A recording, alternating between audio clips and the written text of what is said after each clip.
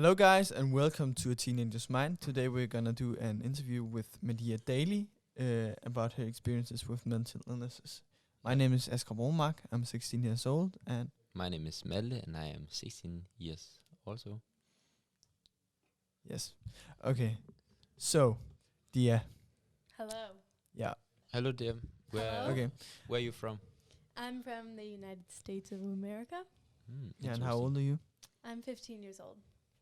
Yeah, and you have had a a history with mental illnesses. What kind of mental illnesses do you have and have had? It's hard to say like as of now, because obviously like things change. But in the past, I've been diagnosed with generalized anxiety disorder and borderline clinical depression. So kind of a small amount of depression and a higher amount of anxiety. And anxiety disorders are the most common mental illness in the United States, affecting 40 million adults in the United States by the age of 18 and older. Major depressive disorder affects more than 16.1 million American adults, or about 6.7% of the United States population, by the age of 18 and older in a given year. Yeah, and what kind of symptoms do you feel when having anxiety? With anxiety, it's usually just like a racing mind. I call it the hamster wheel. I feel like sometimes I can't get off the hamster wheel. And it can also be physical, like shaking or like being restless, not being able to sit still. But yeah, it's usually very like mental for me, overthinking small things. And how long is the episode where you have a mental breakdown? I don't have like a lot of anxiety attacks. It's more just kind of a stable amount always. But when it's bad, it's maybe like an hour until I can get my mind on something else. So, yeah, like how often? It's hard to say. It just depends on if I'm in like a anxiety provoking place. But at least like once a week probably. And then there's just kind of this like subtle amount of anxiety, like You feel on top of that. yeah, and that's just kind of throughout the day, just like steady water. Mm. Yeah, so you're generally just more anxious than like everybody else. Yeah. And on top of that, you have like anxiety attacks, or what you call them. Yeah, not super bad, and nothing that's ever like really stood out to me as like anxiety attacks. It just sometimes the still water becomes waves, and then it feels like more. Yeah. And how did you find out that you had a mental illness? It was around like the first lockdown of COVID. Started out really good. Home with my family. We have a great relationship, and it was fine. And then around like April of 2020, I lost a close friend to cystic fibrosis. And then just the summer after was good enough. And then it's mostly like in the winters where I feel like mental illnesses come more strongly. And then I talked with my mom a little, talked with my neighbor, a trusted adult, and then she recommended me to a therapist, which I spoke with, and then I wanted to know if it was just normal feelings or something bigger than just your average sadness and worrying. So, yeah, it took a while before I kind of was able to put a label on it. Yeah, so you just started like feeling really sad, and then started talking with like trusted adults. It was like a random, like maybe Tuesday in the afternoon, and I was just sitting with my neighbor and we were talking, and I just started like rambling about everything that had been bugging me, and kind of realized that maybe it was a bigger issue than I thought. Mm. Yeah. How did like your family and people around you react to you feeling down and having these illnesses and like problems? Everyone has been very supportive and understanding. It obviously took a little while for my parents to like come to terms with it. I think because parents just want the best for their kids, and it kind of made them sad to see me so down. But the people around me have been so supportive, and I'm so grateful for all the help and understanding. Mental illnesses often has a ripple effect on families, creating tension, uncertainty, stress, and sometimes significant changes in how people live their lives. Different family members are likely to be affected in different ways. It's normal to feel a whole range of emotions such as guilt, fear, anger, and sadness. Yeah, So, and so you've never like felt judged by anyone because of what you've been through? I felt judged in small amounts, but nothing to the point where like I couldn't forgive people for it. So and about your family, do you know if your family history have dealt with mental health? yeah, there is definitely some history in my family with specifically depression. I'm not sure so much about anxiety, but yeah. Okay. Yeah. Do you feel that mental illness affects you like on a day-to-day basis? Yeah, I think it comes and goes. So some days less than others, but sometimes it's just hard to like enjoy the moment wherever I am or whatever I'm doing. If I'm like overthinking something else or just feeling down for no reason. So day-to-day basis, but there's also better days. So Do you feel like going to Scout's boarding school has like had a negative or positive impact on how your mental health has been? I think it's kind of had like both. I think that before coming, I've gotten a lot of help, therapy, talking with people, support around me, medication and stuff like that. So I feel like coming here, I was kind of in like a good place compared to how I was in like January and February of 2021. But then there's kind of the challenge of like constantly being social and around people and feeling like I don't have this space or time to like have just a room to myself and to just, yeah, recharge, whatnot, socially and mentally. So I think it kind of has like this two-sided to it because I'm constantly laughing and having fun, but sometimes it can become too much. A new experience or setting can be very beneficial for everyone who's struggling with depression. When you're constantly exposed to new things, your brain has to start registering them, which stimulates your brain activity and can help you feel good about yourself. Do you feel like your problems with mental health has like influenced your decision to going here to Denmark? I think that the help that I got influenced it because I wouldn't, I wasn't gonna come until I finally like got some help and felt better. And then I thought that it was like a good time after kind of a year and a half of sitting around at home in this weird COVID time to like get out and practice social skills and whatnot. So there's definitely like good and bad factors that played into me coming. And are you afraid that it's gonna be something you're gonna deal with for the rest of your life? Yes and no. I'm not super afraid of it because I have more like confidence that I can overcome it, and I know that I can be in dark places and come out of it. So I think that it's can be tiring to know that like throughout life there's a lot of different mental struggles and challenges and roadblocks, but I think that I feel confident that I'll be able to push through everything. And what do you do to calm your down, or what helps you?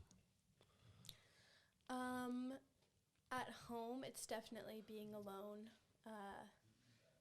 My family sometimes kind of makes fun of me for that because I'm always going up to my room. But truthfully, it's just helpful to be alone.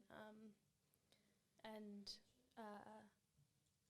Yeah, that's like the biggest thing. I think that's And helpful. what do you do when you're alone, watching Netflix or YouTube or Yeah, I TikTok? usually just sit on TikTok or uh, sometimes just lay in my bed, just in silence and whatnot.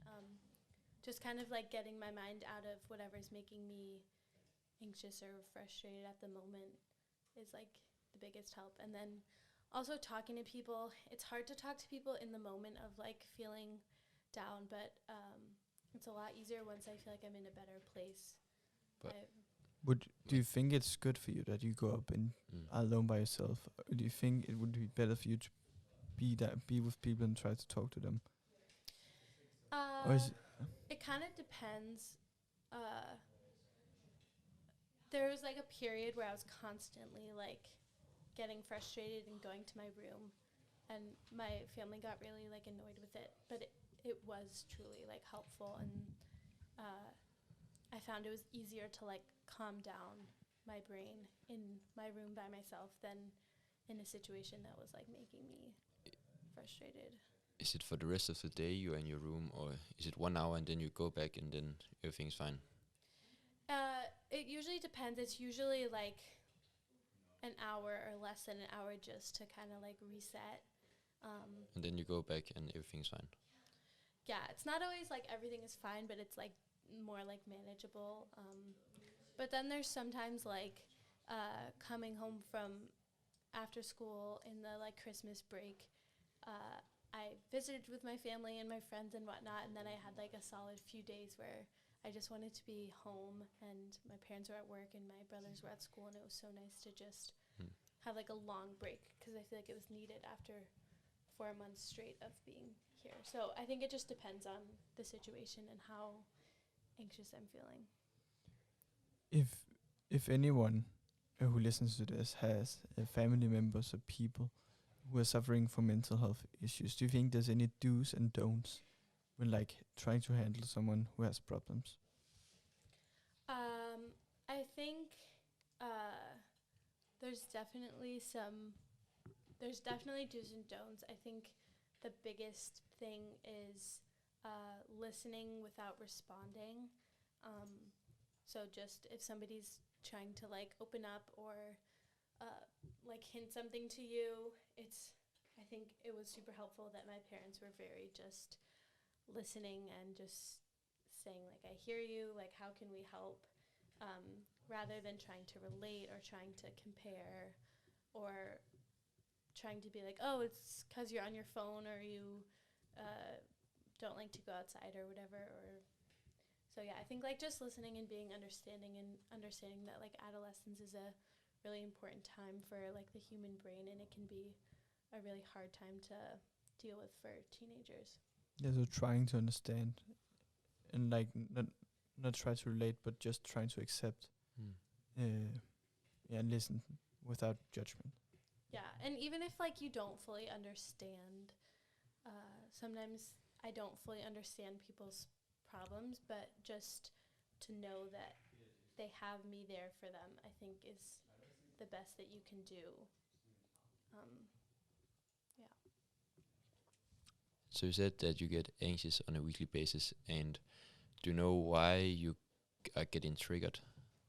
Is there any specific triggers for why you like feel anxious, or is it just like something that comes randomly?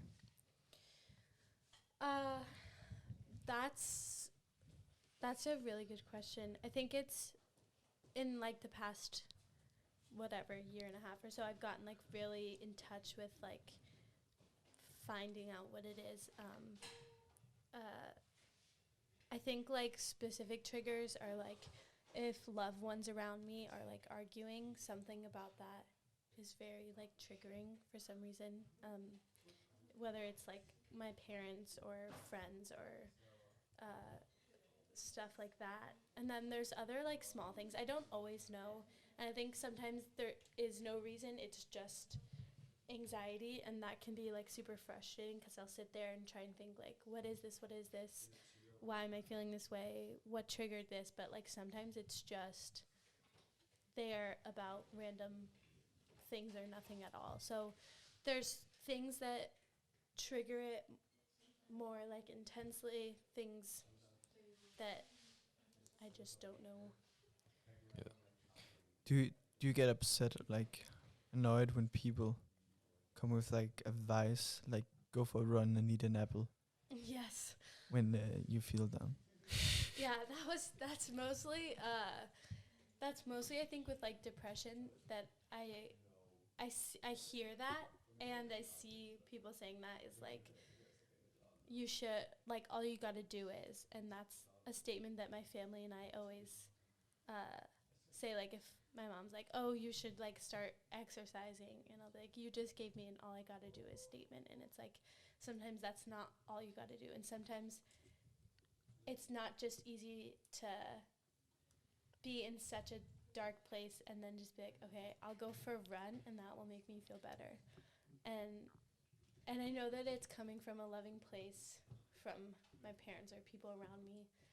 And I know that there's science behind exercise and eating healthy and taking care of your physical body that helps with mental health. But I think that sometimes it's more complicated than that, and it can be really frustrating to have somebody be like, this is what you should do.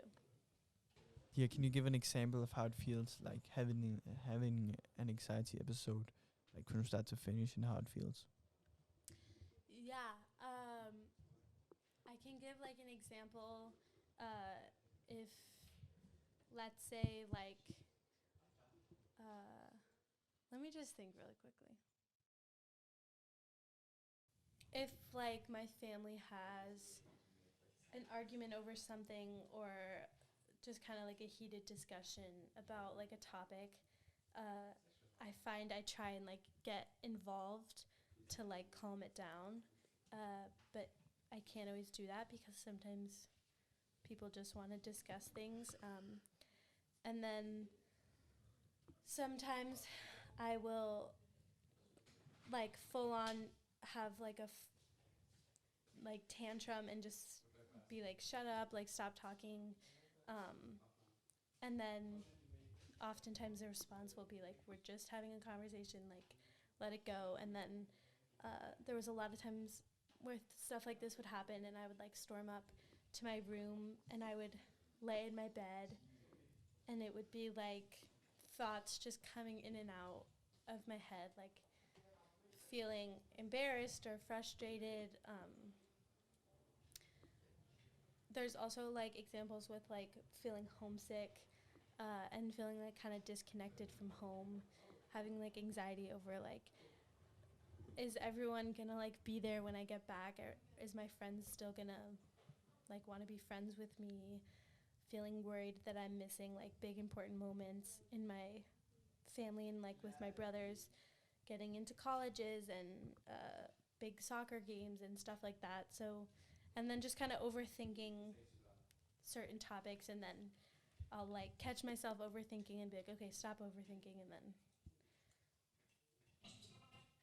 Yeah. I don't know. It's kind of hard Mm. to describe. Yeah. Fair enough. I don't know. I feel like there's maybe a better answer to that question. I feel like it's okay. Yeah. So, I think we will say thank you, dear. So much Yes. appreciation for you coming Yeah, and took your all time the to way to Denmark to do this podcast. Just for this Yes. single Yeah, podcast. it was so nice. So Yes. nice of you, and yeah, we're so glad you want to participate. Of course. And I think that was it for today's episode. Asger and I would like to say thank you for listening to our today's episode of Inside a Teenager's Mind. Yeah. Thank you, dear.